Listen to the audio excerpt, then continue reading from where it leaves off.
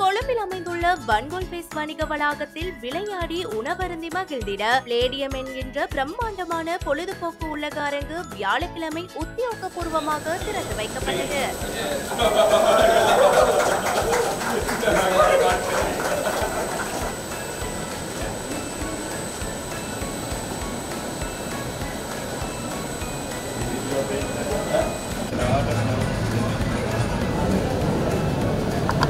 இந்த திறப்பு விழாவில் பிரதான பங்காளர்கள், தொழில்துறை தலைவர்கள், பிரபலங்கள் உள்ளிட்ட பலர் கலந்து கொண்டனர்.